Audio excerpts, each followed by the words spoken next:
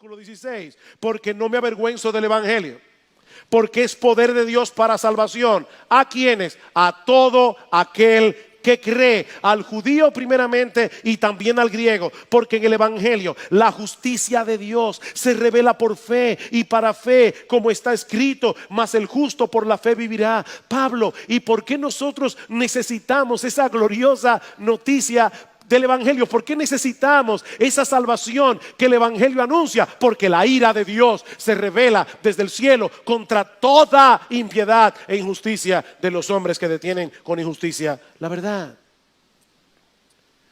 La palabra evangelio significa buena noticia.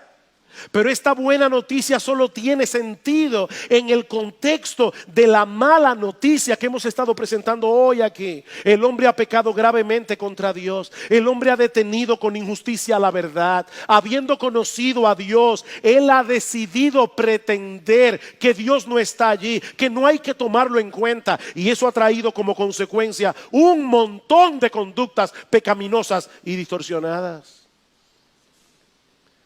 Pero ahora escuchen lo que hizo Dios para resolver ese problema.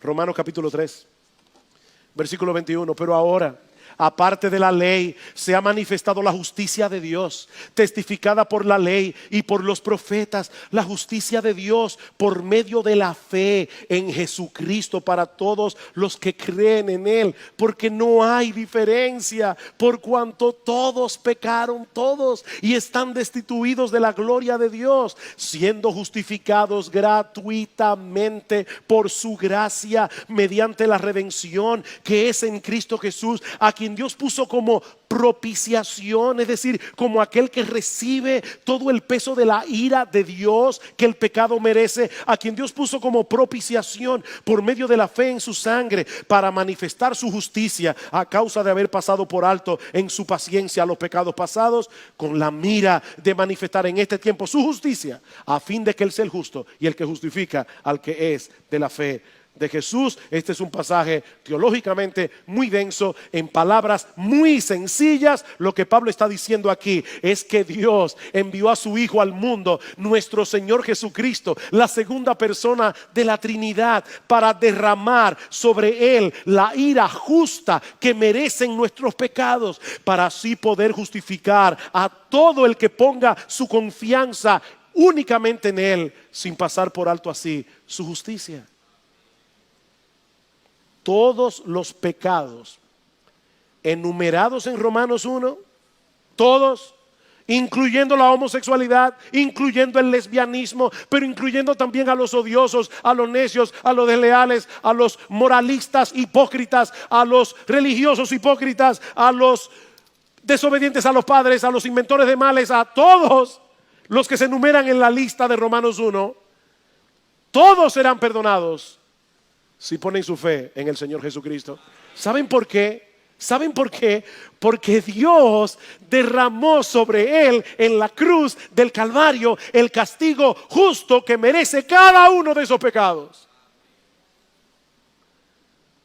De esa manera Él sigue siendo justo, porque Él no dejó el pecado sin castigo. Él sigue siendo justo y es al mismo tiempo el que justifica al que es de la fe de Jesús. Ese es el mensaje del evangelio, que aquel que no conoció pecado por nosotros fue hecho pecado, para que nosotros fuésemos hechos justicia de Dios en Él. Dios resolvió el problema causado por ese terrible intercambio hecho por el hombre a través de otro intercambio, el glorioso intercambio de la cruz. Cristo sufrió el castigo que nosotros merecemos, para que todo el que se arrepienta de sus pecados y se ampare en Él por la fe, reciba de parte de Dios las bendiciones que Él merece por su justicia. Hace un momento decíamos que Dios ha derramado su ira en este mundo caído, dejándole al hombre cosechar en toda su intensidad el fruto de su extravío. Y esa es indudablemente una manifestación de su justo aborrecimiento por el pecado. Pero ¿saben qué? Esa moneda tiene otra cara. Escuchen lo que dice Pablo más adelante en Romanos capítulo 8, versículo 18. Pues tengo por cierto que las aflicciones del tiempo presente no son comparables con la gloria venidera que en nosotros ha de manifestarse, porque el anhelo ardiente de la creación es el aguardar la manifestación de los hijos de Dios, porque la creación fue sujetada a vanidad, a futilidad, a lo que no sirve, a la frustración, no por su propia voluntad, sino por causa del que la sujetó, en esperanza, porque también la creación misma será libertada de la esclavitud de corrupción a la libertad gloriosa de los hijos de Dios. ¿Saben lo que Pablo está diciendo aquí? Que toda la frustración que nosotros experimentamos al vivir en este mundo caído tiene la intención de despertarnos a la realidad de lo horroroso que es cambiar la gloria de Dios por la vanagloria de la criatura, con el fin de que muchos puedan volverse de su pecado, poniendo su fe en el Señor Jesucristo y colocando a Dios en el lugar que le corresponde. Mi amigo, hay esperanza para el pecador, independientemente de sus inclinaciones sexuales.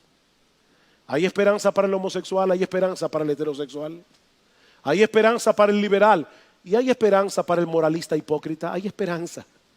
Hay esperanza para el publicano y hay esperanza para el fariseo, porque hay salvación en Cristo para todo aquel que cree.